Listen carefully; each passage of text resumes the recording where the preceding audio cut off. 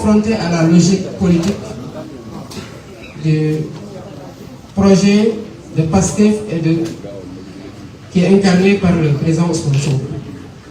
Je le rappelais ce matin au leader, le 7 janvier 2023, vous aviez été le premier, lors d'une réunion à laquelle je n'avais pas participé parce que j'avais un décès, à poser la question du plan B, et c'est le bureau politique qui vous a mis en minorité, raison pour laquelle on n'avait pas débattu de ce point-là, parce que le bureau ne voulait pas encourager le processus de liquidation politique. J'ai rappelé votre formule qui décrit la logique politique dans laquelle vous êtes tout le temps inscrit, à savoir que le Sénégal n'a pas besoin de messies ni de héros, mais d'une masse critique de citoyens qui sont conscients des enjeux.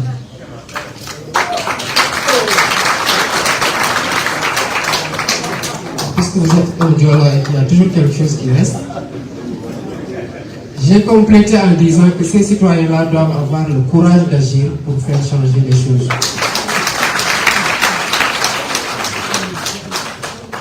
Président, vous m'aviez dit de ne pas parler de Amadou Ba.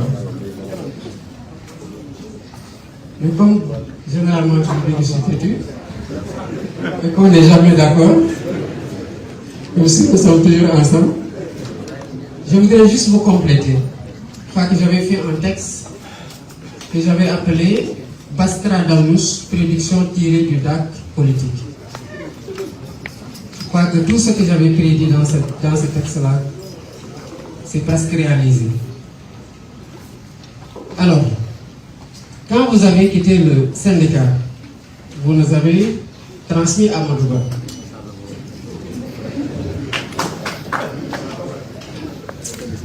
Et de la même façon que vous aviez été cette vigie-là pour réduire à sa plus simple expression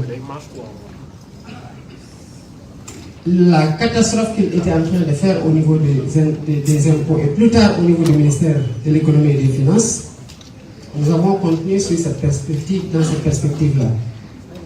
Et en 2016, vous pourrez toujours vérifier ça, le syndicat autonome des agents des impôts et domaines dans lequel j'étais avec Biram Souley Diop, les Wale Djoubodjan et Élément et consorts, a organisé une conférence de presse pour dire basta, ça suffit. Parce qu'à chaque fois que les agents allaient en contrôle fiscal et qu'ils faisaient des redressements à coût de milliards, illégalement Amadou Ba décidé d'une simple lettre en violation des dispositions de la loi qui dit qu'aucune autorité ne peut, sous peine d'en être personnellement responsable, entraver le recouvrement des impôts et droits et taxes de toute nature. Il y a eu la première fois qu'il l'a fait, c'était dans un dossier de cimenterie. Vous aviez même, en tant qu'agent, menacé de porter plainte. Il y a eu un rétropédalage de sa part. En 2016, nous avons dénoncé ça. Nous sommes allés organiser une conférence de presse pour lister tous les dossiers sur lesquels Amadou Ba avait compromis les intérêts du trésor public et donc des Sénégalais au profit d'entreprises étrangères. Et nous savons tous que cela n'a pas été fait gratuitement. Quand j'ai appris qu'il était impliqué dans des soupçons de corruption et que celui qui l'a fait candidat y a cru, j'ai dit parce qu'il le connaît.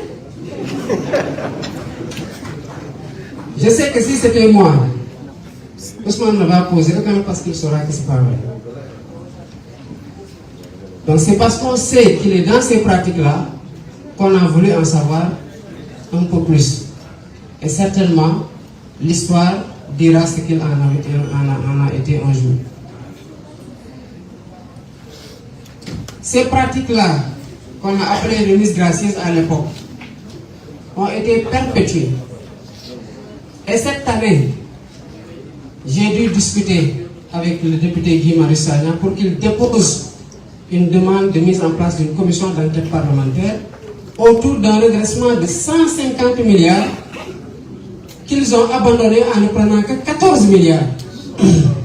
Au même moment, l'ONG africano-américain là, si je ne me trompe pas du nom, dénombrait le nombre de morts à la Méditerranée à 6618. on abandonne 14 milliards pour 150 milliards. Et cette pratique-là a été inaugurée, entretenue par Amadou Ba. Donc cet homme-là, nous le savons très bien. L'expérience de gestion, ok, mais l'expérience d'Amadou Ba, personnellement, j'en veux pas.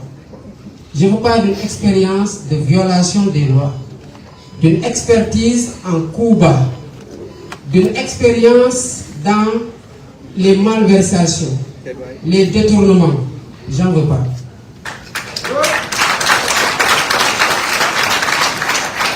J'ai décidé,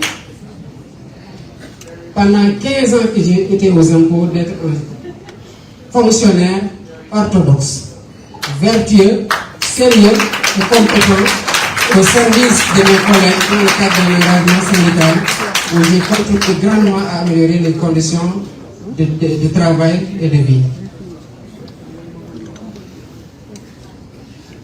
Il y a encore plus grave nous concernant.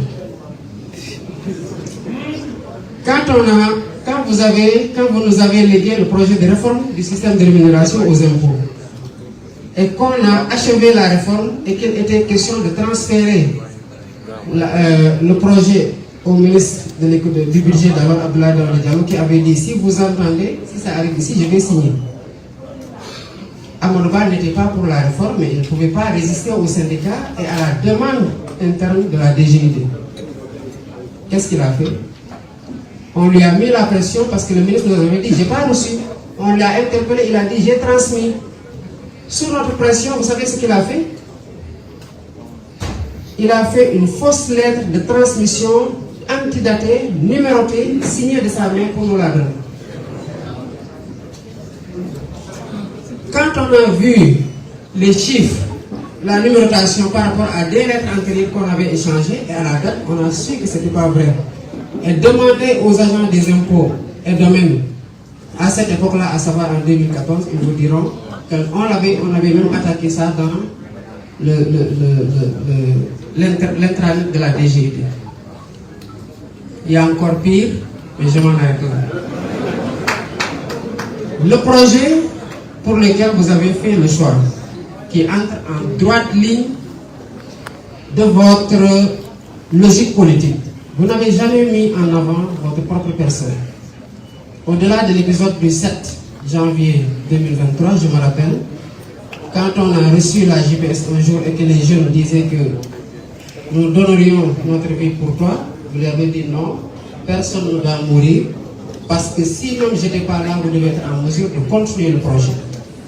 Et il y a eu chaque fois d'autres épisodes où vous avez mis le projet en avant, vous êtes mis en retrait pour montrer à tous ceux qui gravitaient autour de l'organisation que l'important, ce n'est pas la personne. Comme vous l'avez dit tout à l'heure, l'important, ce n'est pas vous. L'important, ce n'est pas vous. Et si ça ne tenait qu'à ça, ces braves hommes et femmes qui sont aujourd'hui regroupés autour de la coalition Diomaye n'auraient pas continué le formidable travail qu'ils ont fait pour maintenir le bateau à flot pendant que nous étions empêchés, pendant qu'on nous avait mis toutes les restrictions à sa famille, qu'on nous a interdit de téléphoner pour parler de politique, pour citer mon cas. Ce projet-là ne doit pas accepter qu'autour de certaines questions, qu'il y ait des tabous. On ne peut pas, 63 ans après, avoir la peur d'adresser des questions qui nous concernent et qui sont un pan important